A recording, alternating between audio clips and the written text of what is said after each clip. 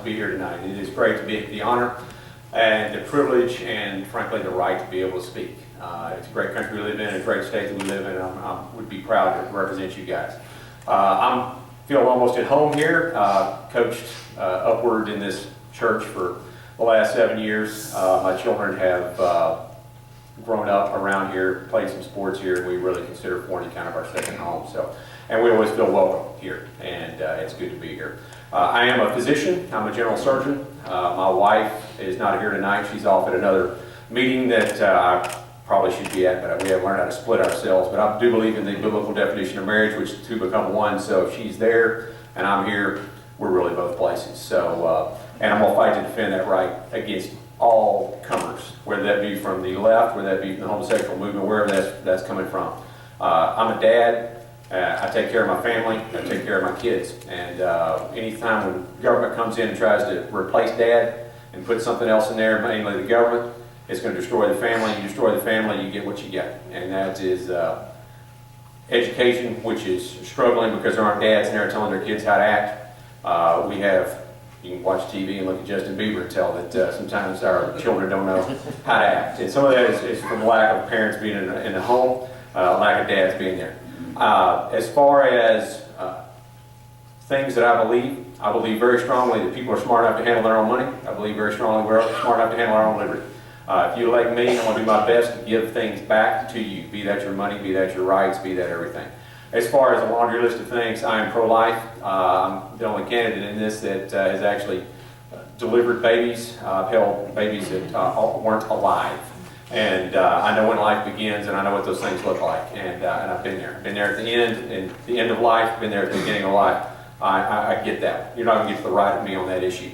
As far as pro-gun, I'm pro-gun.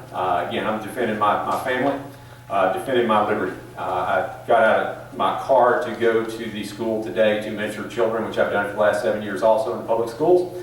And I had to remember, I got to put my gun back up. So I believe in that, and I exercise that right. Me and my child, we know how to shoot. I am A-rated by both the Texas State Rifle Association and the NRA, and I'm proud to be that. As far as pro-school, I'm pro-schools. I want our children to be taught by a teacher with no interference from the state, no interference from our federal government. Again, you're not going to get to the right of me on that type of issue. As far as Obamacare, I'm a doctor. I get that.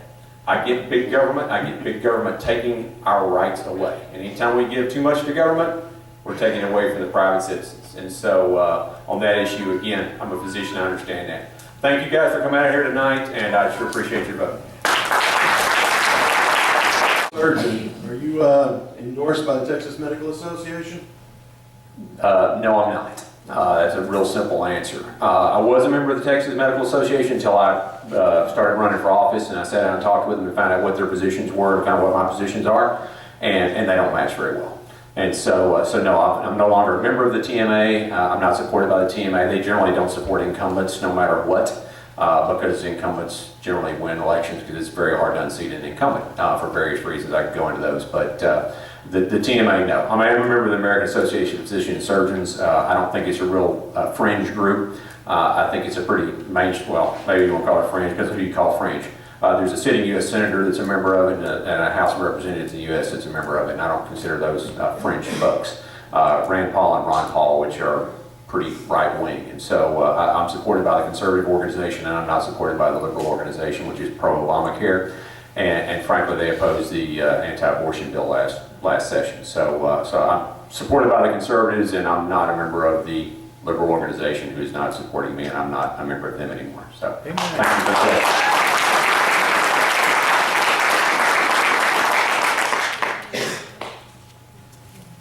Hello, Dr. Spitzer.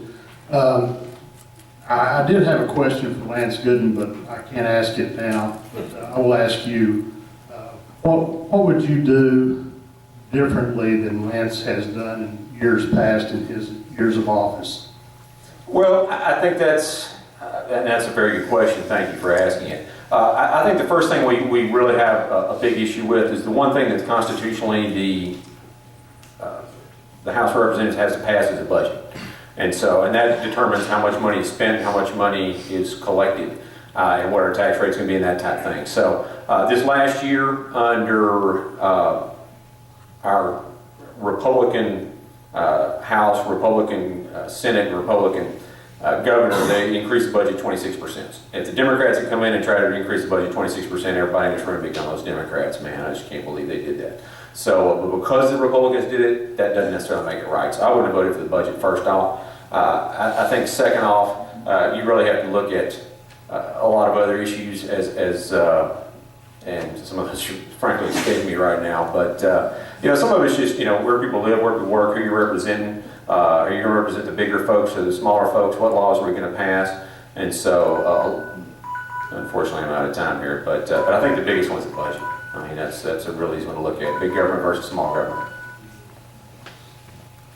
I think you just answered this question, but if you got to choose what was on the agenda in the next session, what would you like to have come up that you would like to get passed or make a difference in? Well, I really think that's a very good question. Frankly, there wasn't a lot of conservative legislation that came up this last session.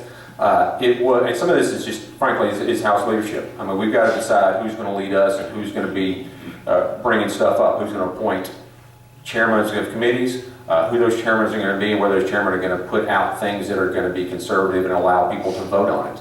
So there's several things that didn't come up. Somebody mentioned zero-based budgeting earlier. That didn't come up. That's something that I think most conservatives want to see come through. Most conservatives believe that we should do more to limit abortion. I think most conservatives think that gun rights need to be further advanced as far as open carry for other people as opposed to just for people that work for the government. There are a lot of issues that need to come up and just haven't been able to get to the surface because those are blocked in committee. It's very important we change the leadership so that we can change the culture so that we can advance more conservative agenda.